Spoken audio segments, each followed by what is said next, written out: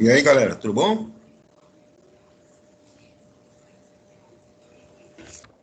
Tudo bem, e você? Tudo. Deixa eu abrir aqui a listinha de presentes. Deixa eu botar aqui o nosso...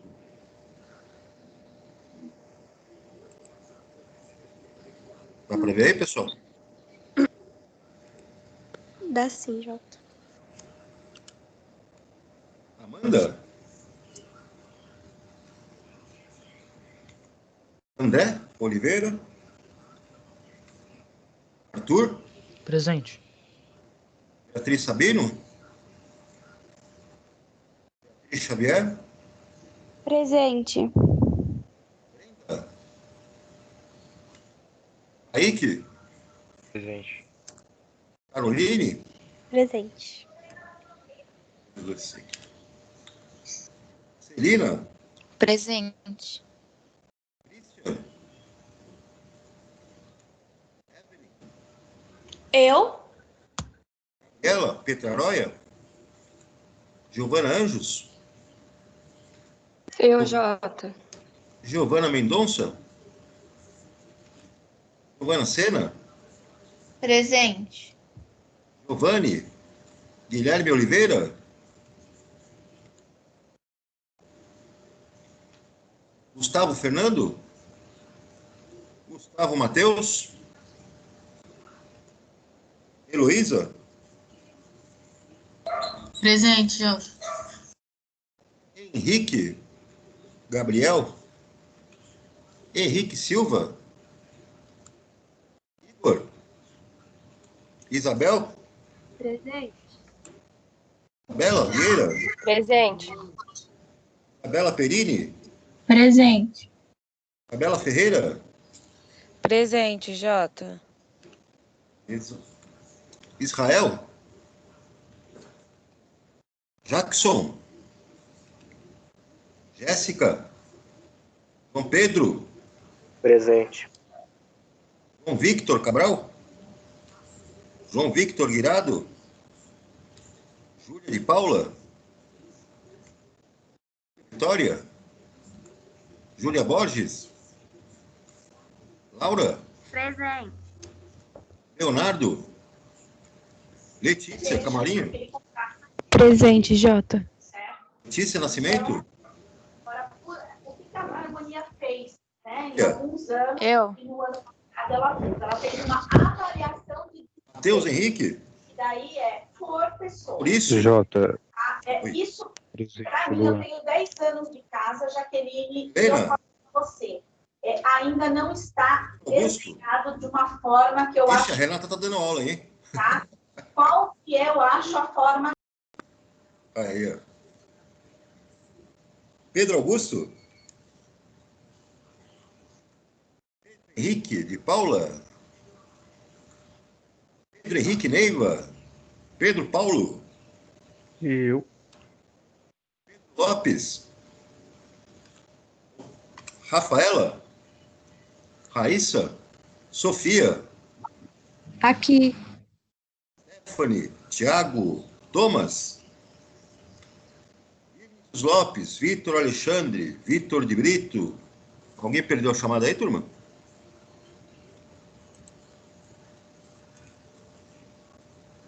Deixa eu ver aqui como é que tá no lobby.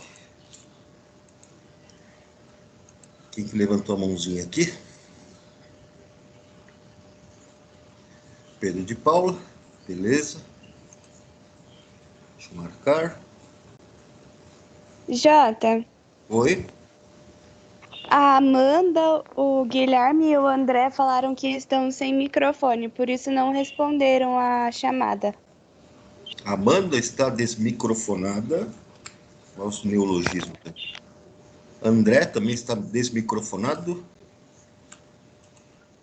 E Guilherme de Oliveira está desmicrofonado, é isso? Isso. E o Beleza. Pedro de Paula tá no chat. Ok. Muito bem, já está marcado aqui.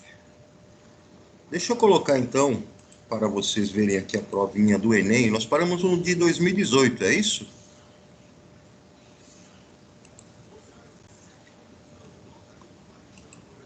era isso que eu queria. Eu quero outra coisa aqui. Deixa eu ver. Agora sim. Deixa eu procurar aqui. Aí sim.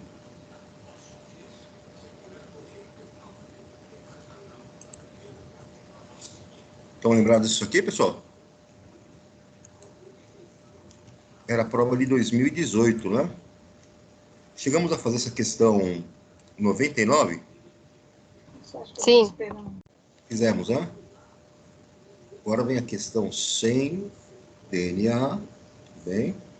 Questão 101, está falando de biologia. Questão 102 é de química, mas está associado aí a outro conteúdo, que não é o de orgânica.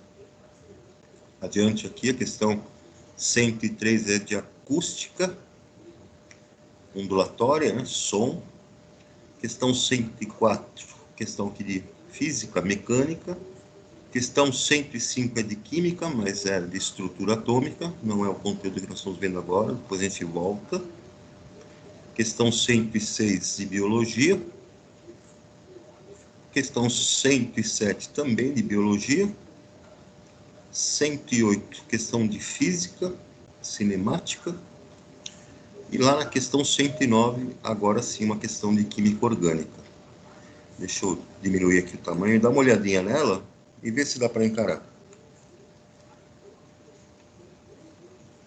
Diminuir mais um pouquinho. Tá aí, dá para ver, pessoal? Sim.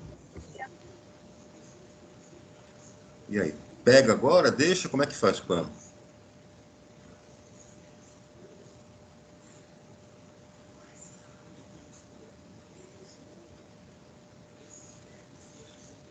Pôr luz aqui. Faz.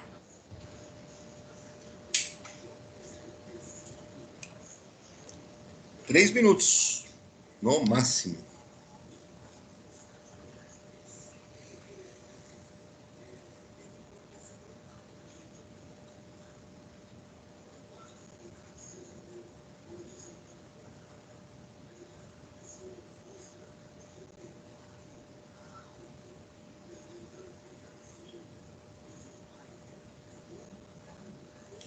E aí, temos uma alternativa?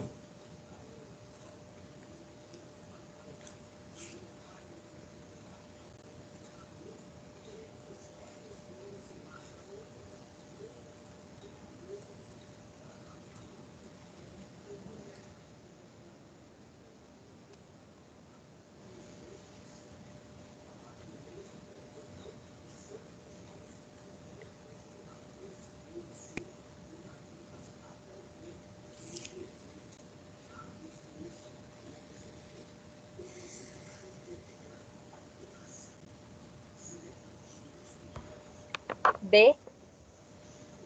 Será que é a B? Não, D de dado. A, D de dado?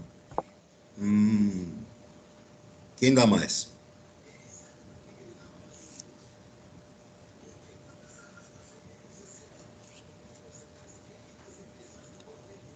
Foi no chute essa D ou foi no raciocínio?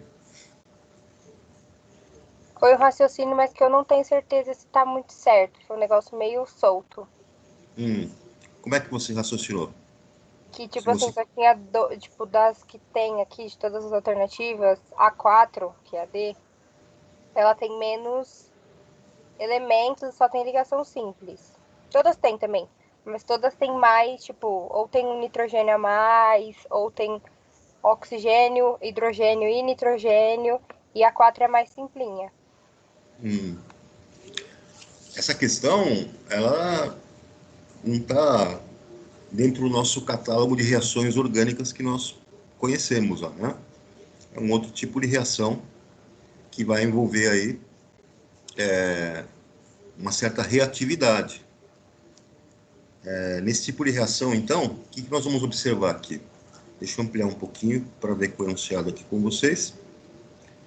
Ele diz que a hidroxilamina, NH2OH, é extremamente reativa em reações de substituição nucleofílica. Essa substituição nucleofílica é o tipo de reação onde eu tenho uma espécie que é nucleófila, né? Então, nucleófila seria uma espécie que tem pares de elétrons disponíveis, né?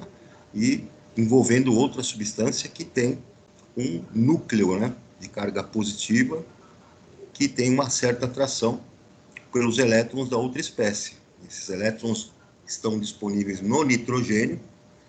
Então, o nitrogênio dessa hidroxilamina tem ali pares de elétrons disponíveis, então ele age como um elemento, né, nucleófilo.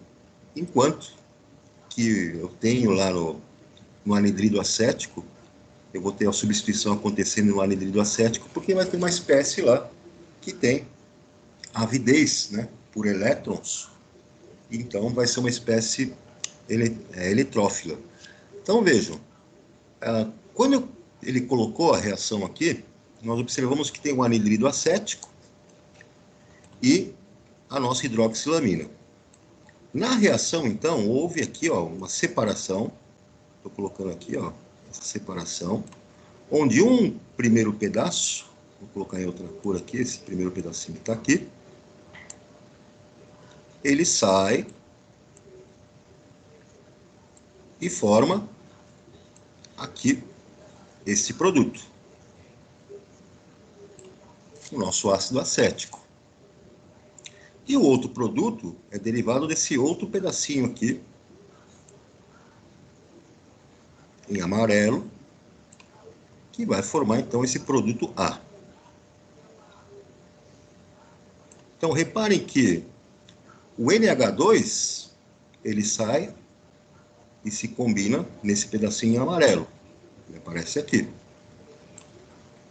E o outro pedaço que está em azul, ele sai e vai se combinar com o hidrogênio. Veio um hidrogênio aqui, para formar aqui o ácido acético. Então, a gente fica de olho no que nessa reação? O que aconteceu, né, na hidroxilamina?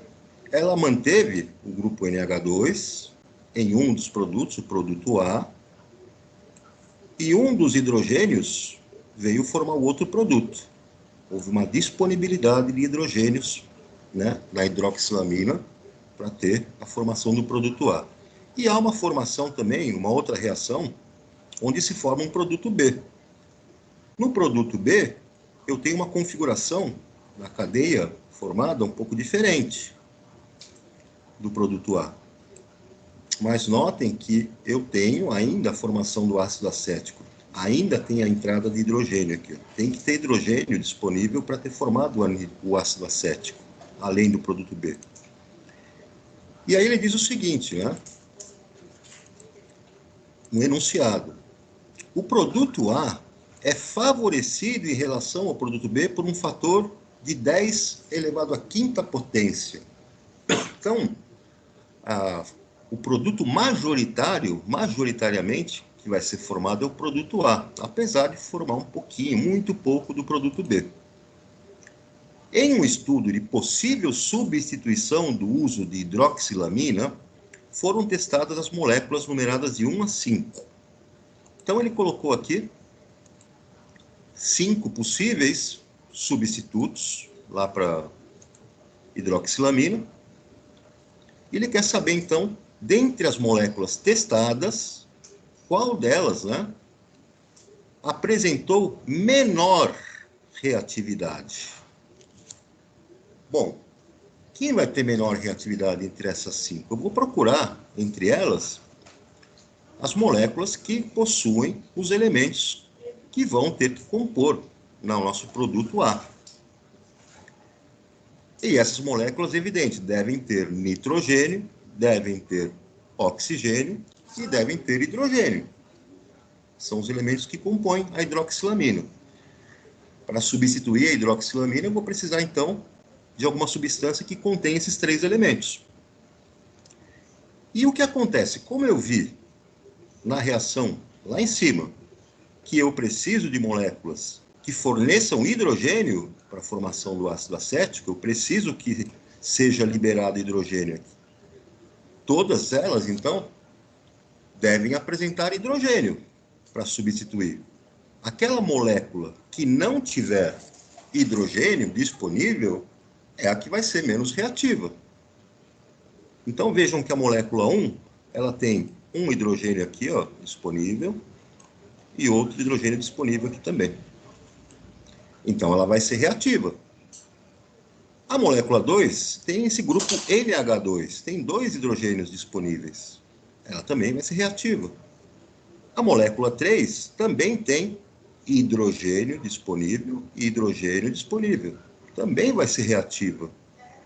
A molécula 5 tem um hidrogênio disponível. A gente vai imaginar que a molécula 5 seja menos reativa do que a molécula 1, 2 e 3. Mas a molécula 4 não tem nenhum hidrogênio. Então não tem condições dela poder participar dessa reação, porque ela não vai fornecer o hidrogênio necessário para a formação do ácido acético. Então ela vai ser a menos reativa. Portanto, molécula 4. Ok, galera? Ok. Vamos aqui adiante. Questão 110, ele fala de DNA. Questão 111 está falando aqui de biologia. 112, questão de eletricidade. Tem aqui um gerador, um circuitinho. Questão 113 é uma questão que envolve a parte de química orgânica, mas ela é mais voltada lá para a natureza ambiental. Dá uma olhadinha aí. Pega ou passa? Tem um texto relativamente curto e tem algumas alternativas aqui que não são tão objetivas assim. Você tem que dar uma relacionada, né? Que tal?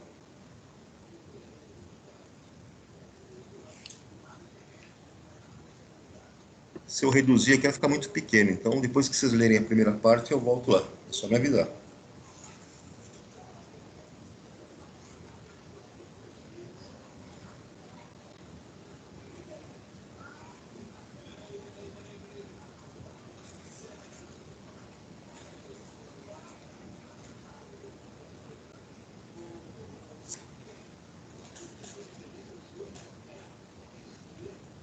Pode ir lá para as alternativas? Sim. Então vou subir aqui.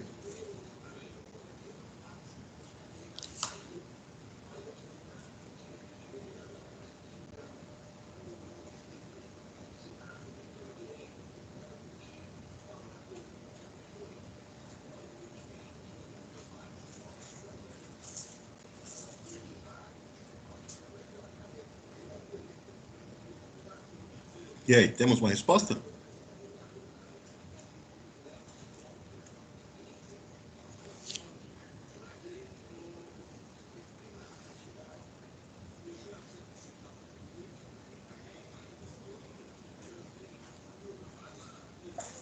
Eu não gosto dessa configuração de prova quando eles fazem dessa maneira, né? Que você coloca o enunciado, aí quebra o enunciado e depois lá em cima vai aparecer as alternativas, né? Essas configurações aí são ruins aí para as provas. Vamos ver se eles melhoram isso. Qualquer coisa que facilite a vida do estudante é válido, né? E aí, pessoal, temos alternativa?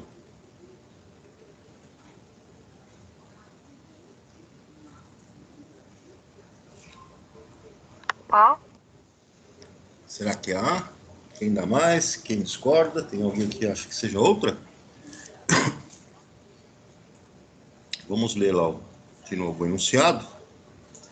Então, ele fala: companhias que fabricam jeans usam cloro para o clareamento, seguido de lavagem. O cloro é um agente oxidante e quando ele entra em contato com o pigmento que está lá no tecido, acontece uma oxidação, né, naquele pigmento e há uma mudança na coloração, há um clareamento. Não só nos pigmentos lá que estão lá nos tecidos, mas também Quando você faz processos lá de clareamento na polpa, lá do papel, ele também é bastante utilizado isso. E depois que eles fazem esse clareamento, faz-se uma lavagem, né, desse jeans. Algumas estão substituindo o cloro por substâncias ambientalmente mais seguras, como os peróxidos, que podem ser degradados por enzimas chamadas peroxidases. Muito bem, então os peróxidos são compostos que também são agentes oxidantes, mas tem uma vantagem que se você usar uma enzima, peroxidase, é uma enzima que nós também temos lá no nosso sangue, né, para degradar o peróxido de hidrogênio, que é produzido lá como subproduto lá da respiração celular. Então, nós também temos essa enzima.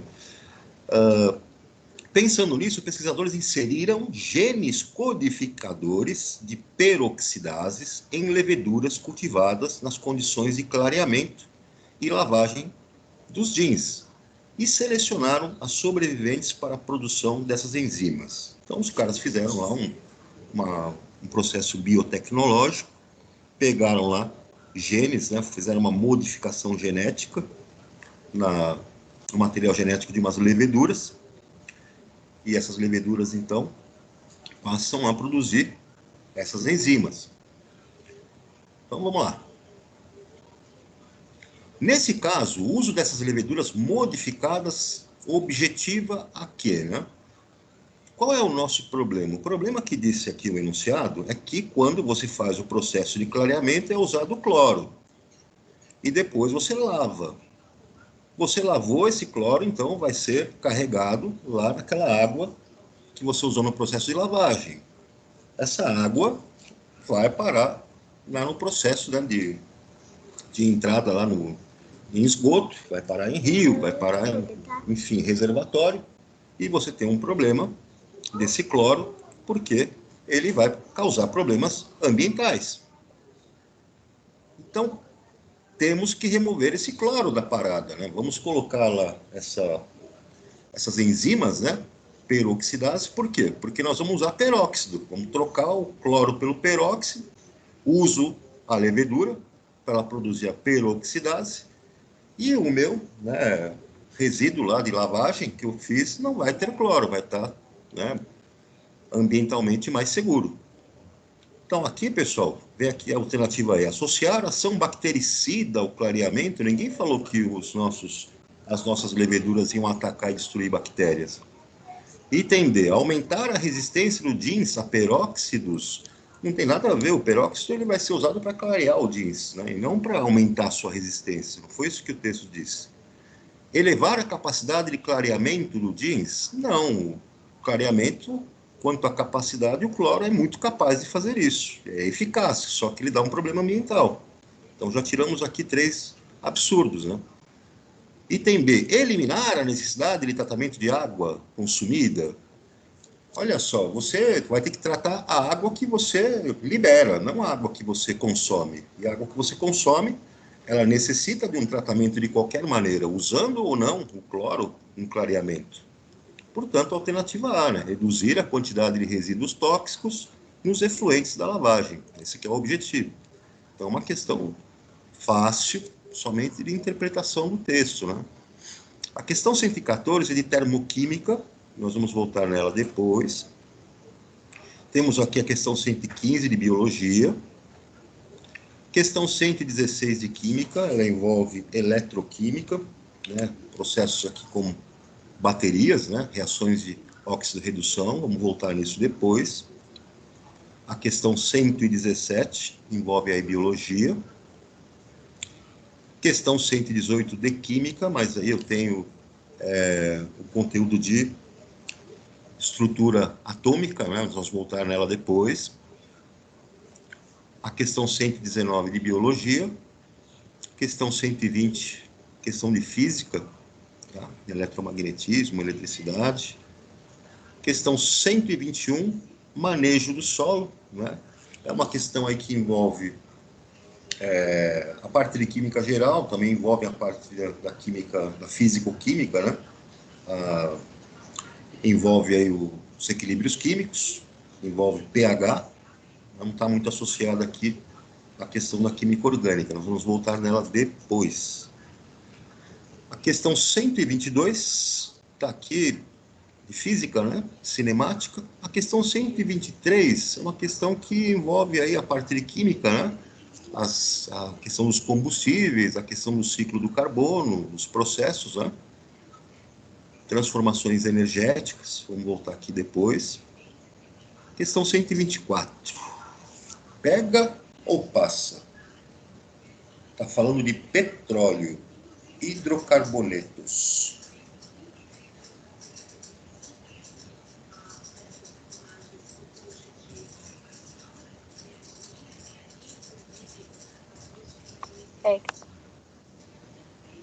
Então, vamos lá. Limite de 3 minutos para responder.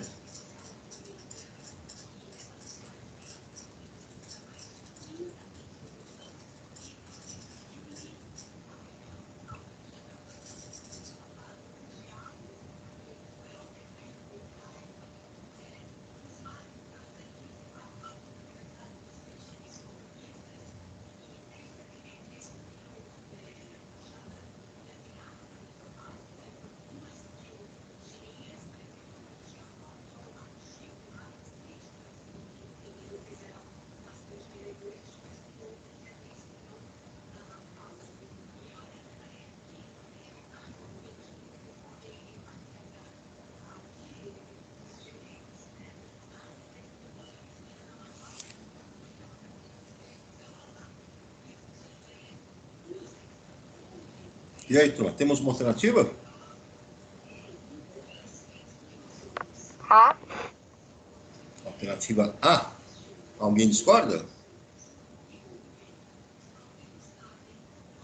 Questão fácil, mas tem que ter um certo cuidado aqui, porque você pode dar uma vacilada nela. Então ele fala aqui na 124, né? O petróleo é uma fonte de energia de baixo custo e de larga utilização como matéria-prima para uma grande variedade de produtos. É um óleo formado de várias substâncias de origem orgânica, em sua maioria hidrocarbonetos, de diferentes massas molares. São utilizadas técnicas de separação para obtenção dos componentes comercializáveis do petróleo. Além disso, para aumentar a quantidade de frações comercializáveis, otimizando o produto de origem fóssil, utiliza-se o processo de craqueamento. O que ocorre nesse processo? Então, pessoal, ele está se referindo na pergunta no processo. Que processo é esse? De craqueamento. Eu sei que o petróleo é uma mistura de hidrocarbonetos, que há processos de separação das frações dos diferentes hidrocarbonetos de diferentes massas molares, mas a questão se refere ao processo de craqueamento. O processo de craqueamento é quando eu pego moléculas maiores de hidrocarbonetos e eu faço uma quebra dessas moléculas maiores para obter moléculas menores que vão fazer com que uma certa fração de maior interesse que eu tenha, né, seja mais, tenha um rendimento maior. Então, por exemplo, eu quero extrair uma quantidade maior de gasolina desse petróleo. E a gasolina é formada lá por heptanos, né? Esses heptanos, né, eu tenho hidrocarbonetos naquele petróleo que tem mais do que 7 carbonos na cadeia. Mas se eu pegar essas moléculas com mais de 7 carbonos na cadeia e quebrá-las, fazendo um craqueamento, eu obtenho frações menores que vão poder ser utilizadas como gasolina. Então, vamos lá para as alternativas. No item E, ele fala, separação dos diferentes componentes do petróleo em função de suas temperaturas de ebulição. Isso é verdade. Eu separo os componentes do petróleo em função da temperatura de ebulição. Lá na minha torre de fracionamento, eu tenho uma destilação fracionada, onde vários estágios vão recolher diferentes frações do petróleo. Na parte de baixo, eu tenho as frações mais pesadas, de maior temperatura de ebulição, e nas partes mais altas, eu vou extraindo as frações mais leves. Conforme a temperatura de ebulição vai diminuindo, a fração vai saindo cada vez mais acima, lá no topo, né, da minha coluna de fracionamento. É verdade que isso acontece, mas não está associado ao craqueamento. Então, não é a alternativa correta. Decantação das moléculas com diferentes massas molares pelo uso de centrífuga. Você já imaginou se fôssemos tentar decantar usando centrífugas enormes o petróleo? Nada a ver. Solubilização das frações de petróleo com a utilização de diferentes solventes. Eu vou fazer uma cristalização fracionada, uma solubilização, não é esse o processo? Não. Reações de óxido-redução com transferência de elétrons entre as moléculas. Mas quem falou em reação de óxido-redução com transferência de elétrons, o craqueamento? Eu estou quebrando a molécula, né? Não tem reação de óxido-redução. Portanto, transformação das frações do petróleo em outras com moléculas, né, menores. Aí está correto, é o nosso processo de craqueamento. Tudo bem, pessoal? Sim. Tudo bem. Tem um outro processo no petróleo de produção que é chamado de reforma catalítica. Nessa reforma catalítica eu também obtenho outros produtos a partir dos derivados do petróleo mais pesados ou com outras configurações. Por exemplo, se me interessa obter frações que tenham muitos aromáticos, se me interessa, por exemplo, extrair mais benzeno de uma certa fração de petróleo, eu posso pegar moléculas que têm cadeia aberta, tá? E dentro desse processo de reforma catalítica, fazer com que essa cadeia aberta se torne uma cadeia fechada, uma cadeia cíclica, formando até benzeno. Então, quando eu pego frações do petróleo e faço uma reconfiguração da minha molécula, daquela cadeia carbônica, transformando essa cadeia carbônica de aberta para fechada, por exemplo, ou transformando a cadeia carbônica de normal para ramificada, quando eu quero, por exemplo, aumentar uma fração de gasolina de isoctano, ao invés do N-heptano, que é uma gasolina de melhor qualidade, menor octanagem, eu quero produzir uma gasolina de melhor qualidade, maior octanagem, eu faço esses processos de reforma catalítica. Então, craqueamento lá no petróleo, quebrar moléculas grandes em menores, para dar uma destinação de seu interesse. Reforma catalítica é transformar a cadeia carbônica que se apresenta com uma configuração numa cadeia carbônica de outra configuração, para também aplicar, né, num produto de maior interesse. Tranquilo, gente? Tranquilo. Questão 125, questão de física, que óptica, né? Questão 126, pega ou corre?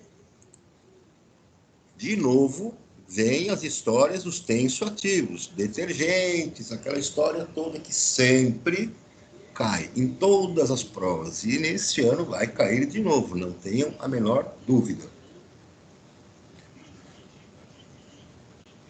E aí, tomamos uma decisão, texto relativamente curto, não tão curto assim, mas as respostas é na lata.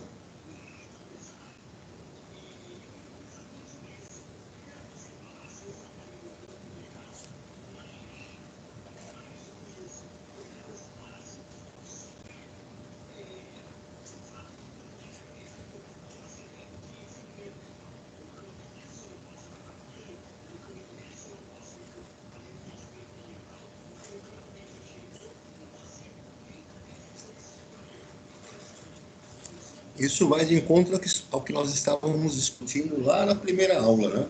A questão de você substituir um produto que surgiu como uma inovação, né? Os detergentes, né, na década de 40, surgiram como uma inovação em substituição aos sabões, né? Os sabões, então, eles têm uma limitação no seu uso, né? Não dá para você usar sabão em água dura, água que tem muito cálcio, né, e muito magnésio. A eficiência dele, a eficácia dele diminui. O detergente não tem esse problema, pode ser utilizado até em água dura. E também os meios de produção, né? Os sabões, eles demandam gorduras, né? Triglicérides, de origem animal e vegetal. Já os detergentes, não. Eles demandam substâncias que podem ser extraídas do petróleo.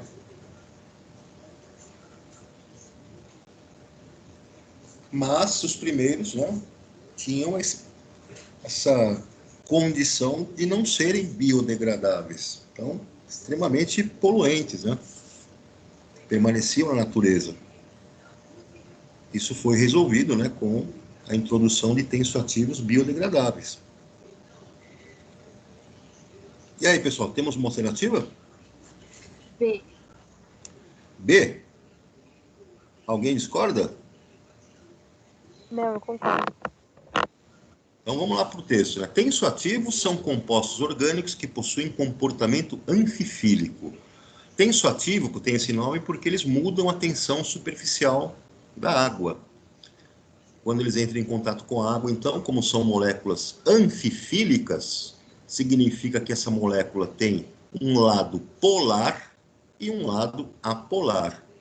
É o tipo de molécula que consegue interagir em solventes polares e também em apolares. Então, ela consegue essa interação por apresentar, né, uma extremidade, vamos dizer assim, muito polar e uma extremidade que é apolar. Então, é um composto que tem comportamento anfifílico. O que acontece, então? Possui uma região, duas regiões, né? Uma hidrofóbica, a hidrofóbica, então, não interage com a água, e a outra é hidrofílica, a outra extremidade da molécula interage com a água, é polar. O principal tensoativo aniônico, presta atenção que ele está falando que o tensoativo aniônico significa que a molécula tem uma carga negativa. A molécula tem uma polaridade ali, na sua extremidade, a polaridade da extremidade dela tem uma carga negativa presente na sua estrutura. Então vai ser um comportamento que tem ânion. Surgiu na década de 40 e teve grande aceitação no mercado de detergentes em razão do melhor desempenho comparado ao do sabão. No entanto, o uso desse produto provocou grandes problemas ambientais, dentre eles a resistência à degradação biológica, por causa dos diversos carbonos terciários na cadeia que compõe a porção hidrofóbica, a porção apolar desse tensoativo aniônico. As ramificações na cadeia dificultam sua degradação, levando à persistência no meio ambiente por longos períodos.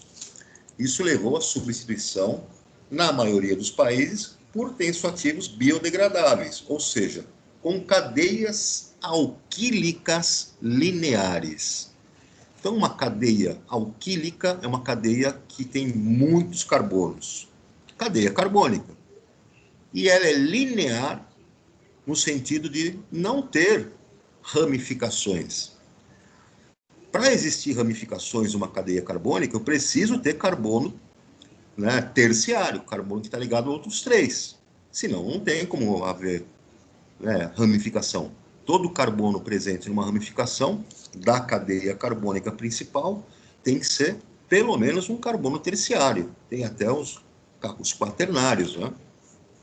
E por que isso foi feito? Porque quando as cadeias carbônicas, né, da extremidade apolar, da extremidade que é hidrofóbica, vamos dizer assim, quando essa cadeia, né, tinha muitas ramificações, isso dificultava, né, o acesso das bactérias nas estruturas dessa cadeia carbônica.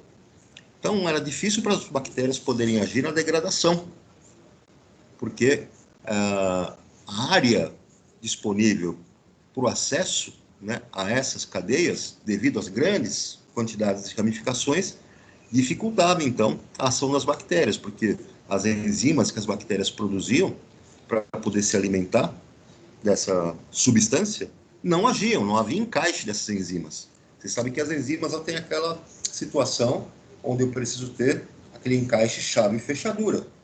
E as enzimas que as bactérias usam para fazer, então, a digestão, vamos dizer assim, dessas substâncias, não atuavam. Então, a substância não se degradava. Olhando aqui as 5 moléculas, nós já vamos começar a tirar do meio do caminho várias, né, situações que já não estão de acordo lá com o texto.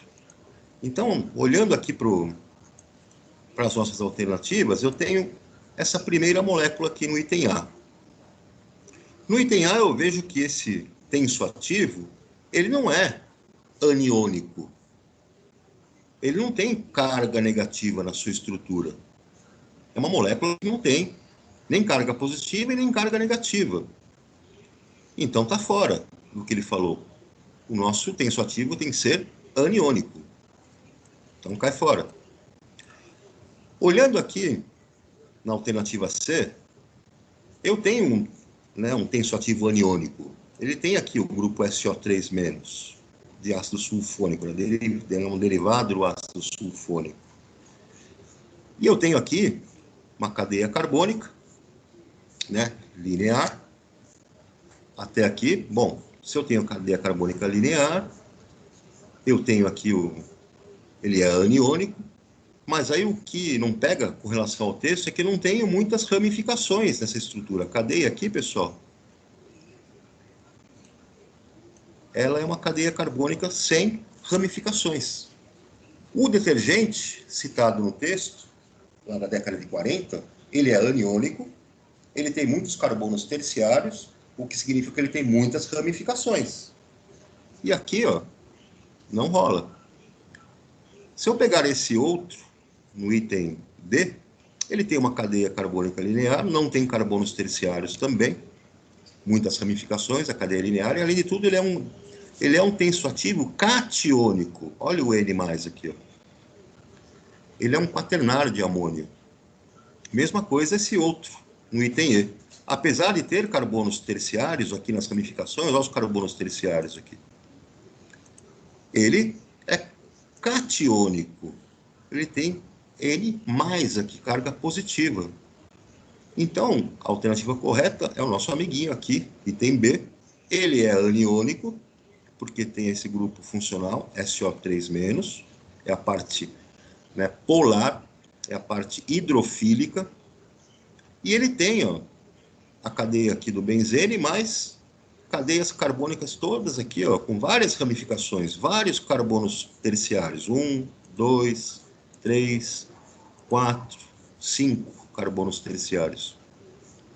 Então, esse carinha aqui, realmente, é o nosso detergente aniônico, que foi um dos primeiros a ser produzidos, que tem dificuldade, né, de ser degradado, não é biodegradável, por causa dessa cadeia carbônica com muitas ramificações. Dificulta a ação das bactérias. Tranquilo, pessoal? Tranquilo. Tranquilo. Tranquilo. Questão 127, aqui está brincando de genes aqui, genética, biologia. Questão 128 de física. Questão 129 de física. Questão 130, pega ou passa?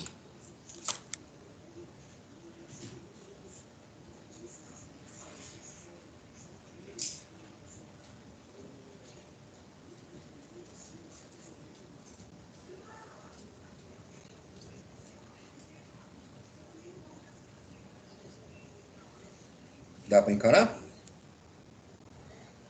Sim.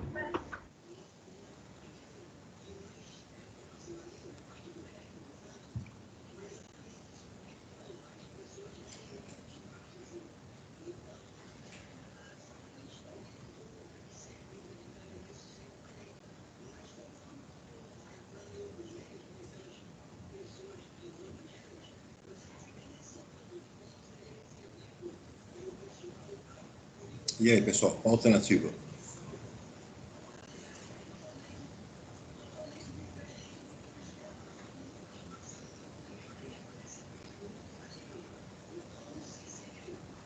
B. Alguém discorda? Não. Então, aqui, pessoal, ele fala do grafeno, né? O grafeno é uma forma alotrópica do carbono. Então, o carbono tem variedades alotrópicas, onde eu tenho os átomos, né, de carbono na sua configuração, entre suas ligações, eles podem gerar, né, estruturas diferentes. Eu tenho lá o carbono diamante, eu tenho lá o carbono grafite, também tenho esse carbono grafeno, e tenho outro carbono que se apresenta como fulereno. No caso do carbono grafeno, o que vai acontecer então? Eu vou ter estruturas hexagonais, né, que vão estar se ligando entre si, formando um arranjo que ele chama aqui de bidimensional. É como se eu fizesse uma folha, uma malha, com essas estruturas de carbono, que vão ter a espessura de um átomo.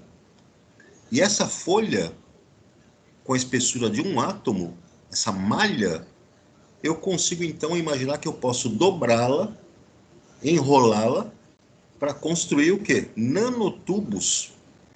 E esses nanotubos que eu consegui construir, eu vou utilizar para construir outras estruturas microscópicas, que vão poder ter uma ação até mecânica, funcionamento mecânico. Então, é a questão da nanotecnologia, né, que trabalha com esses conceitos. Ele fala, então, que a estrutura hexagonal que se apresenta aqui, qual é a hibridização dos átomos de carbono presentes nessa estrutura? Aí não tem jeito, pessoal, aí é conteúdo puro, não dá nem para você tentar chegar aqui e fazer algum tipo de exclusão.